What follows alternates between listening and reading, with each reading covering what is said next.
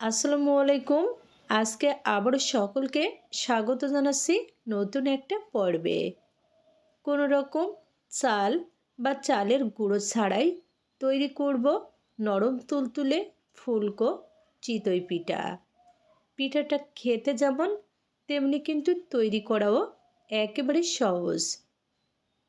তো আমার মনে হয় তোমাদের কাছেও ভালো লাগবে। তাহলে চলো দেখে নিই। আজকে চিতই পিঠা তৈরির জন্য নিয়ে নিচ্ছি 1 বাটি সুজি। সুজির সাথে কিন্তু কোনো রকম চাউলের গুঁড়ো কিংবা আটা ময়দা দিব না। 1 বাটি সুজির জন্য 1 বাটি পানি নিয়ে নিলাম। এই পানি কিন্তু কুসুম গরম পানি। এখন একটু মিশিয়ে নিচ্ছি। যেহেতু সুজির ভিতরে কুসুম গরম পানি দেওয়া হয়েছে, এর জন্য একটু দলা পাকিয়ে যেতে পারে।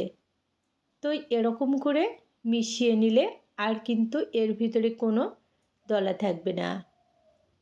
আরও 1 টেবিল চামচ পানি অ্যাড করে দিলাম। অনেকটা ঘন মনে হচ্ছে এই জন্য। দেখো বন্ধুরা, খুবই ভালো করে মিশিয়ে নিয়েছি। এখন একটা ঢাকনা দিয়ে 10 মিনিটের জন্য রেস্টে রেখে দিলাম। ঠিক 10 মিনিট পরে আবারও ফিরে আসলাম। দেখো, একেবারে সবটুকু পানি কিন্তু টেনে নিছে, আর সুজিগুলা ফুলে গেছে, সেই সাথে নরম হয়ে গেছে। এখন একটা মিক্সার গ্রাইন্ডারে নিয়ে নিচ্ছি ব্লেন্ড করার জন্য।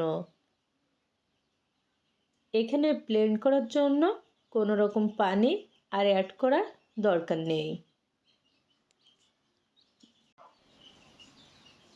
দেখো, ব্লেন্ড করে নেওয়া হয়ে গেছে। অনেকটা কিন্তু পাতলা হয়ে গেছে। তারপরেও হাফ কাপ পরিমাণ পানি জার ধুয়ে দিয়ে দিলাম।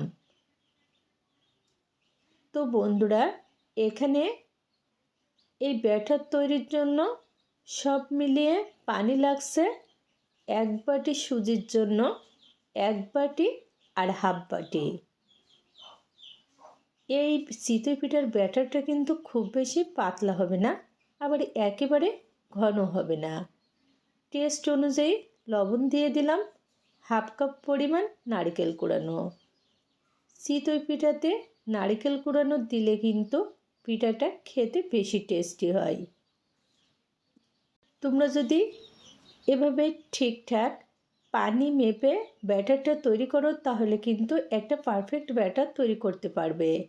হাফ টি টেবিল চামচ বেকিং পাউডার দিয়ে দিলাম।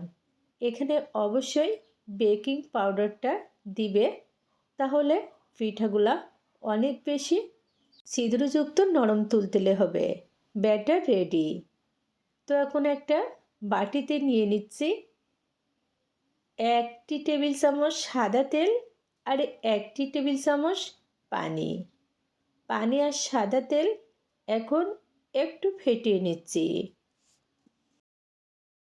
এভাবে মিশ্রণ তৈরি করে যদি প্যানে বা ছাঁচে লাগানো হয়, তাহলে কিন্তু পিঠাগুলা খুবই সহজে উঠে আসবে, কোনো রকম লেগে যাবে না।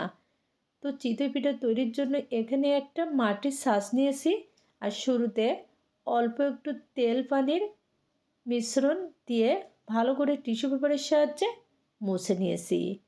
ছাঁচ রেডি। 1 চামচ ব্যাটার দিয়ে দিলাম।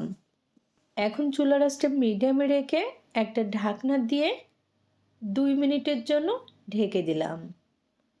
এখানে চুলার আঁচটা কিন্তু লোতে কিংবা একেবারে হাইটে রাখার দরকার নেই।